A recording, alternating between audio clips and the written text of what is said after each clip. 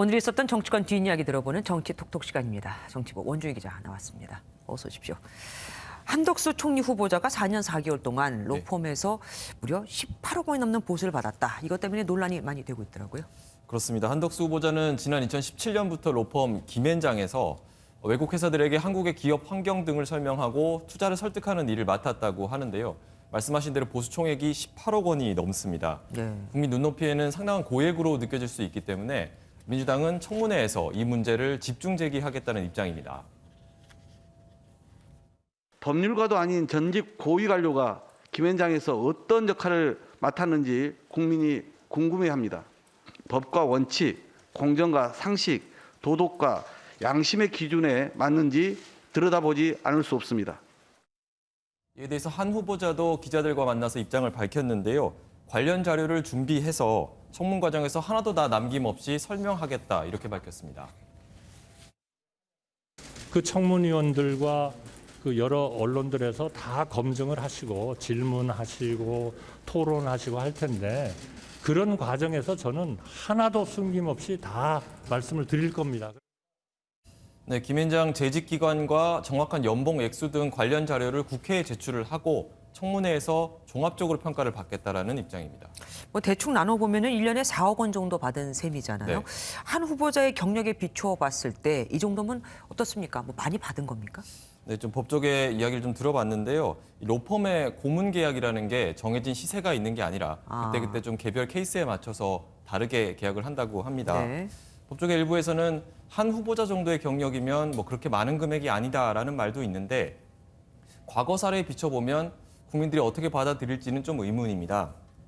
지난 2014년 총리 후보자로 지명된 안대희 전 대법관은 변호사 전업 후 5달 동안 16억 원을 받은 사실이 알려지면서 6일 만에 사퇴했고요. 네. 김호수 검찰총장은 후보자 시절 법무부 차관 퇴임 후 로펌 고문 변호사로 일하면서 8달 동안 1억 9천만 원을 받아 논란이 있기도 했습니다.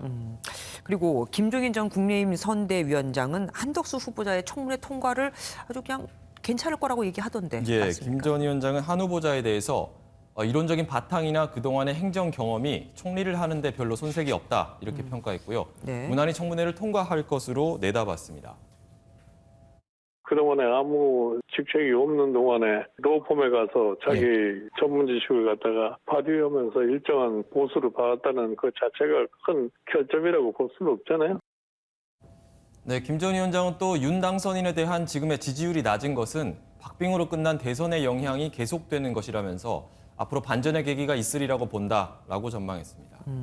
오늘 문재인 대통령이 부인 김정수 여사하고 함께 북한산에 올랐던데 거기 왜 간 겁니까? 네, 문 대통령은 후보 당시에 북악산과 인왕산을 시민들에게 돌려주겠다 이렇게 약속을 했었는데요. 예. 청와대가 내일부터 북악산을 전면 개방하기로 했는데 이를 앞두고 기념 산행에 나섰다고 합니다. 북악산이나 북한산 모두 아주 기가 좋은 곳이어서 이 기받기 위한 기도처럼 많이 삶이 됐거든요. 오늘 다들 여기서 좋은 기를 많이 받으신 거예요. 네, 청와대는 지난 2020년에 북악산 북측면 등산로를 1단계로 개방했는데 이번엔 북악산 남측면까지 개방해서 이제 시민들이 북악산 전 지역을 자유롭게 출입할 수 있게 됐습니다. 그러면은 북악산에 오르는 건 원래 계획이 돼 있던 건가요? 왠지 윤석열 당선인을 겨냥한 듯한 느낌이 들어서 여쭙습니다. 네, 열린 청와대의 원조는 문 대통령이다. 이런 점을 좀 강조하기 위한 것 아니냐 이런 해석도 있습니다. 네. 이런 가운데 인수위 청와대 이전 TF는 인수위 홈페이지에 청와대 이전과 개방이라는 메뉴를 추가를 해서 5월 10일부터 청와대를 개방하겠다고 했었는데 그 관련한 이모저모를 알려주고 윤 당선인의 의지를 홍보하기 위한 그런 작업에도 들어갔습니다. 네. 그리고 포털 사이트 네이버에서 도리도리 이 글자가 검색이 안 된다고 해서 한바탕 소동이 일었던데 이게 무슨 일입니까? 네, 이미지 검색이 안 된다는 이야기인데요. 아시다시피 윤 당선인이 말할 때 이제 고개를 좌우로 흔들어서 초반에 그랬죠. 네, 도리도리 윤이라는 별명을 갖고 있는데요. 진해원 수원지검 안산지청 부부장검사가 네이버에서는 도리도리라는 말이 이미지 검색이 안 된다면서 표현의 자유를 침해했다 이렇게 비판을 했는데요. 사실 이게 좀 해묵은 해프닝입니다. 왜요? 그러니까 네이버 측은 도리도리가 마약 관련 은어로 청소년들에게 좀 유해한 정보이기 때문에 2014년부터 차단해 왔다라는 입장입니다. 아, 이번에 차단한 것이 아니라 이미 8년 전부터 차단하고 있었다. 어쨌든 그런 의도도 또 있었네요. 또 배웠습니다. 여기까지 들을게요. 정치부 원주희 기자 함께했습니다. 고맙습니다.